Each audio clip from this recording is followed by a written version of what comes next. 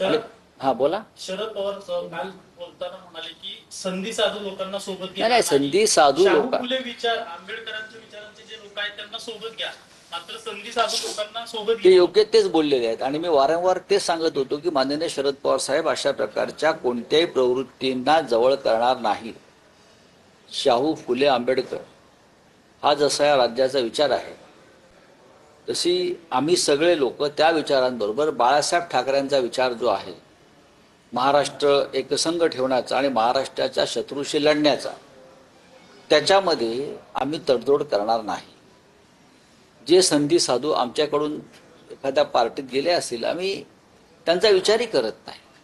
पण हे सगळे लोक भारतीय जनता पक्ष असेल किंवा जो एसएनसी गट आहे ते असतील, त्यांना असे लोक लागतात, भ्रष्ट, व्यभिचारी, गुंड, दाऊदचे हस्तक, हे असे लोक लागतात. खरं म्हणजे आता भारतीय जनता पक्षानं सलीम कुत्ता ह्याला संत म्हणून पदवी दिली पाहिजे. संत महात्मा अशा प्रकारची जर पदवी जर राज्य सरकारला देता येत असेल तर ती त्यांनी देणं गरजेचं आहे. कारण ज्या व्यक्तीला त्याने घेतलं आहे ती शिवसेनेमध्ये असताना त्यांनी सलीम कुत्ताबरोबर संबंध जोडून आमच्या पक्षाला बदनाम करण्याचा प्रयत्न केला. आमच्या पक्षाला, शिवसेनेला, की आम्ही देशद्रोही लोकांबरोबर काम करतो वगैरे. मग आता तुम्ही तर देशद्रोही पक्षाच्या लोकांच्या खिशामध्ये जाऊन बसलेला आहात. ठीक आहे, बोला सर. प्रश्न तोच आहे. बडगुजरांचा काल पक्षप्रवेश झाला. नाशिकच्या त्या सगळ्या प्रकरणात किंवा सलीम कुत्ताच्या त्या सगळ्या प्रकरणात तुम्ही असतील किंवा सुषमा अंधारे असतील यांनी वारंवार आवाज उठवला होता की पक्षाला बदनाम केलं जाते. राणेंचं त्यावेळेसचं स्टेटमेंट काल पुन्हा आम्ही क्यू करत होतो, ते अक्षरशः खालच्या भाषेत खरं तर बडगुजर आणि सलीम कुत्ताविषयी बोलत होते.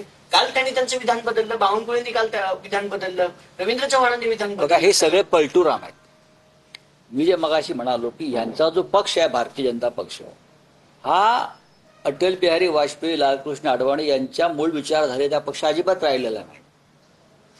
प्रफुल्ल पटेल यांचे इक्बाल मिर्ची बरोबर म्हणजे दाऊदच्या हस्तकाबरोबर संबंध आहेत हे नरेंद्र मोदी यांनी सांगितलेलं आहे. अशोक चव्हाण यांनी संरक्षण खात्याच्या जमिनी लाटल्या आणि देशाच्या सैनिकांशी गद्दारी केली हे नरेंद्र मोदींनी सांगितलेलं आहे. काय हे नरेंद्र मोदी यांनी श्वेतपत्रिका काढली आहे. त्यानंतर हे आता काय सलीम कुत्ता प्रकरण आलंय हे भाजपने काढलंय. एसआयटी लावली देवेंद्र फडणवीसांनी. एसआयटी काय झालं त्या एसआयटीचं?